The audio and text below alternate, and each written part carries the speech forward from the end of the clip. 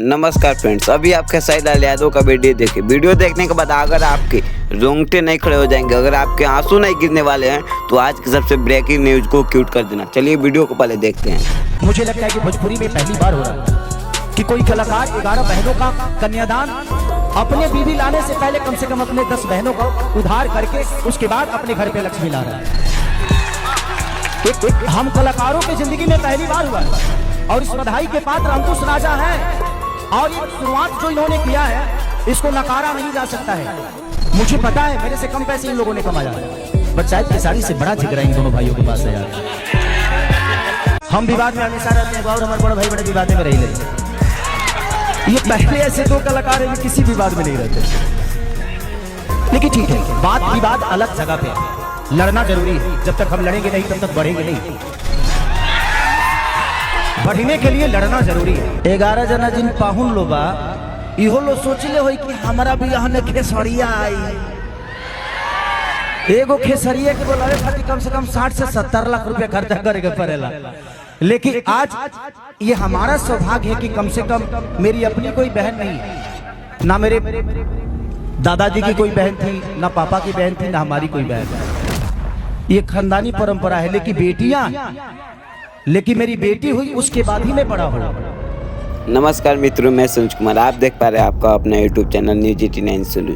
तो दोस्तों, सबसे पहले मैं आप लोगों को यह न्यूज की वीडियो के लिए माध्यम से समझाना यह चाहता हूं कि खेसारी लाल यादव भोजपुरी इंडस्ट्री की सबसे बड़ी न्यूज यह निकल कर आ रही है कि खेसारी लाल यादव ने, अभी आप सबने सुना होगा कि खेसारी लाल यादव ने 11 ग्लैमर बाइक, जिसमें उन्होंने 11 अनाथ लड़कियों को दान दिया, अनाथ दूल्हों को दान दिया।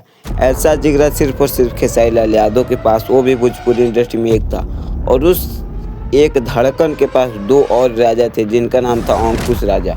इन दोनों ने मिलकर भारत और बिहार की संस्कृति के अनुसार 11 लड़कियों को शादी कराया और उन्हें जो है खेसारी लाल यादव ने उनमें जो है अपनी आत्म की जो है मदद देते हैं। और उसमें 11 ग्लैमर बाइक, जो बाइक जो है 1 लाख रुपये से अधिक मिलती है। एक बाइक की कीमत 1 लाख प्लस है।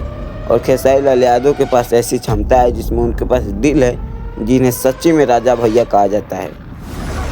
और मुझे कभी भी जीवन में, मैं आज भी बोल रहा हूँ आप सबसे, मुझे ना नेता बनना था, ना बनना है, और ना ही कभी भविष्य में बनना चाहता। मुझे एक बेटा ही बन के रहना है, चाहे वो जिस विधि से हो।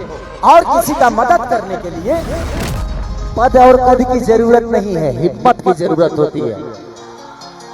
अगर हिम्मत हो ना तो इंसान अपने आप को कुर्बान कर देता है। बस हिम्मत तो आपको लाना पड़ेगा।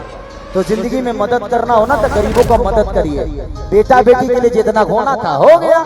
मैं आपको जानकारी के लिए बता दूं कि खेसारी लाल यादव या स्टेज शो पर जो भी बातें बोल रहे हैं वो बिल्कुल सही, क्योंकि खेसारी लाल यादव ने जो है अभी जब पवन सिंह जो अमित शाह से मिलकर जब एक फ़ोटो और एक इमेज से अपने इंस्टाग्राम सोशल मीडिया पर अपलोड करते हैं, तो खेसारी लाल यादव से एक मीडिया रिपोर्टर थे जिन्होंने जो है वो बहुत ही बड़े यूट्यूब चैनल के थे, लेकिन उन्होंने जो है सवाल किया था खेसारी लाल यादव, जब खेसारी लाल यादव अपनी कार में बैठे तो खेसारी लाल यादव ने यही बातें बोला था कि न मैं नेता बनना चाहता हूँ, न बनूंगा और न ही आगे समय में बनूंगा। लेकिन मजबूरियों के हालात को समझने के लिए तेजस्वी यादव ने खेसारी लाल यादव को जो है अपनी पार्टी मजबूत करने के लिए और बिहार के सुधार के लिए जो खेसारी लाल यादव को एक अच्छा सा नेता और एक अच्छा कलाकार मानने के बाद बिहार का सेवा के लिए जो खेसारी लाल यादव ने उन्हें बनाया।